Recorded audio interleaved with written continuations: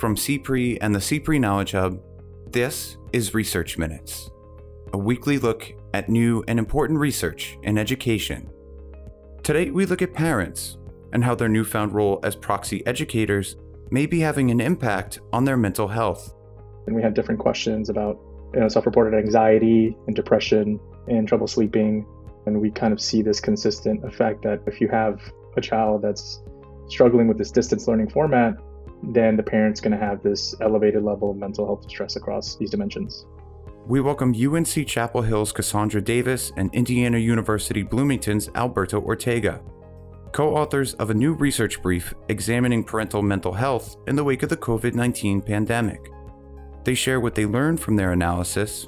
So we saw that from individuals who said that they were living from kind of paycheck to paycheck, as well as in parents who were doing financially well within their household, that everybody who had a child who was struggling was also struggling themselves. And some important takeaways for parents, educators, school leaders, and other stakeholders working to support students and each other in the months ahead. We're suggesting that schools, educators, and parents can use this time to either create or build upon or even maintain a relationship with each other. That's right now on Research Minutes.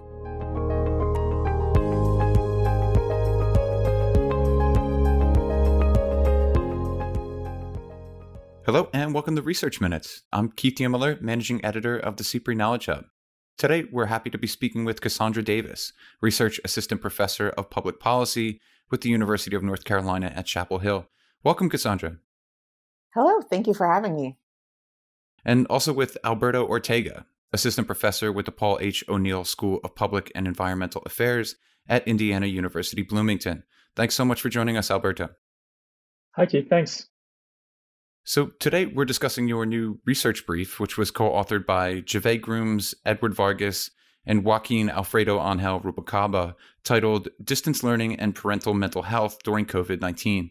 It was just published in Educational Researcher, and it takes a unique look at the new roles that parents have taken on in the wake of the COVID-19 pandemic, and how serving as what you call proxy educators may be contributing to elevated mental distress.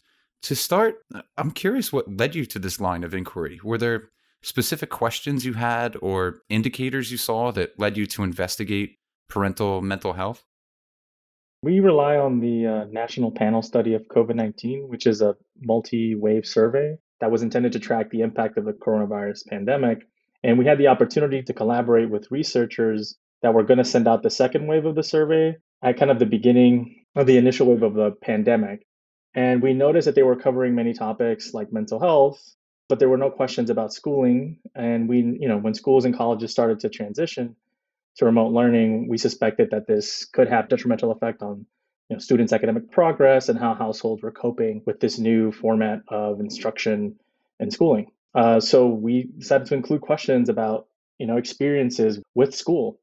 And in combing through and cleaning the data, we saw that about roughly half of the survey respondents indicated that at least one of their children was struggling with distance learning. So we said, okay, so it's not everyone who's struggling with distance learning. We wondered how this could affect the well-being of parents, because there were already some questions in there about mental health. So that's when we decided to examine this relationship between children struggling with remote learning and parental mental health. To also add to that, we all had a very real and kind of, to some extent, a personal connection with this. We could all relate to this idea of being a professional who is also working at home and who's also parenting.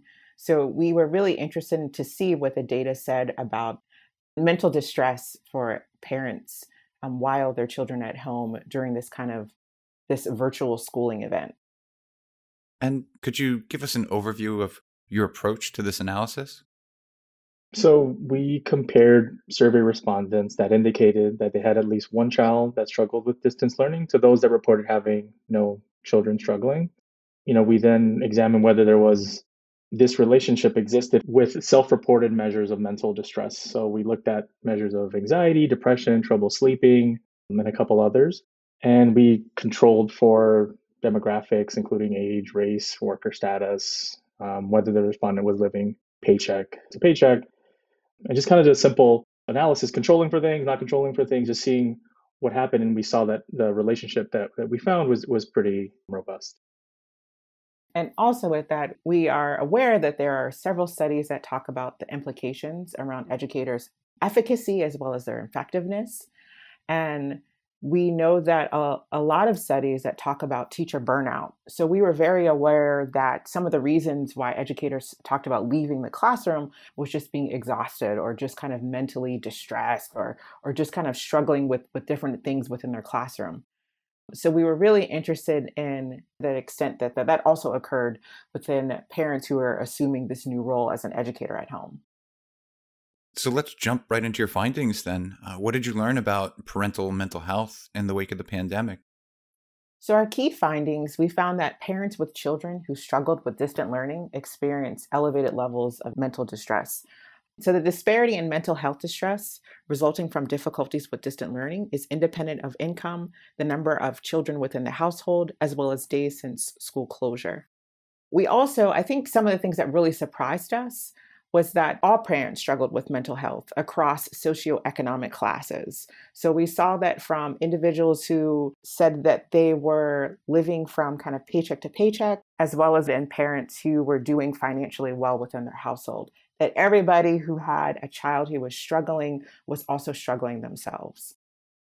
And to add to that, this finding was true across essentially all of our measures of mental health distress. Again, we had different questions about self-reported anxiety and depression and trouble sleeping. And we kind of see this consistent effect that if you have a child that's struggling with this distance learning format, then the parent's going to have this elevated level of mental health distress across these dimensions. So probably not surprising findings for many of the parents / proxy educators out there, but it's still a stark reminder of what parents must be going through, even as we speak, which we are speaking right now at the end of January, and we still don't have any clear indication of when and how schools across the country will be resuming in-person instruction, with some form of remote instruction likely to carry on for many families throughout this spring. I'm curious, what should parents or even instructors or school leaders take away from your work here? Are there steps or strategies that stakeholders can adopt to help mitigate this mental stress going forward? Absolutely. So for our study, we're not suggesting that schools should be reopened to salvage parents' mental health.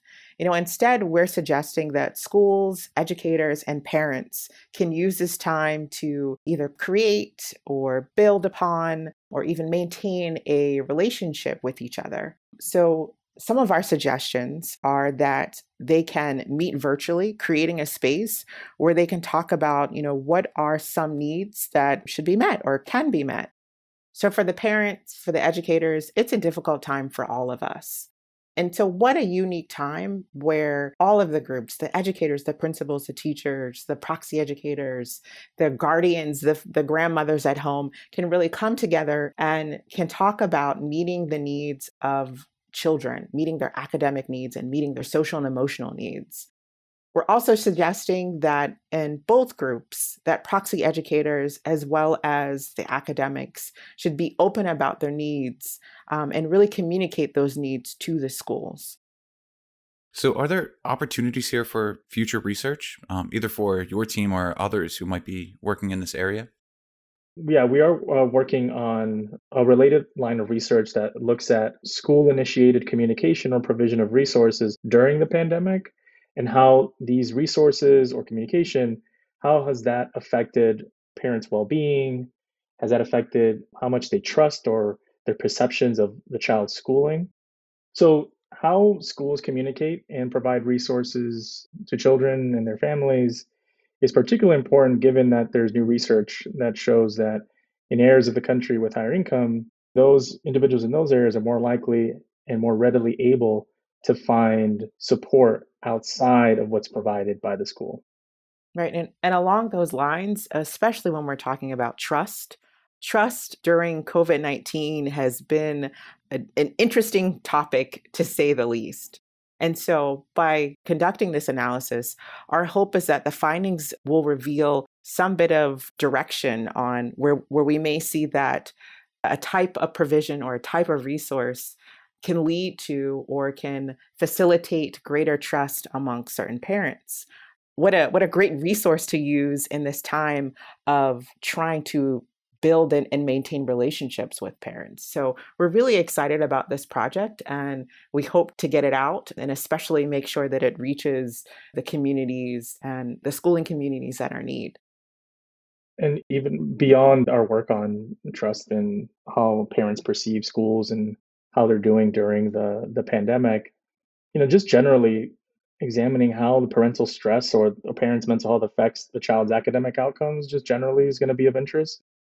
We know that students are definitely going to be set back by going to the online format, but we should look into how parents' stress and their mental health, how that might affect their child's academic outcomes as well. Certainly. And the work that you've done here is just really incredible, and it could not be more timely. And we want to encourage our listeners to go and read the full brief. Again, it's titled Distance Learning and Parental Mental Health During COVID-19, and it was just published in the journal Educational Researcher. Cassandra Davis and Alberto Ortega, thanks so much for joining us today. Thank you. Thank you. Thank you for having us. Thanks for listening to this week's Research Minutes, presented by the CPRE Knowledge Hub. For more episodes or to subscribe to the series, you can find us at researchminutes.org. To share thoughts on today's episode or to suggest a future topic, you can follow us on Twitter at CPRE Hub. That's CPRE Hub.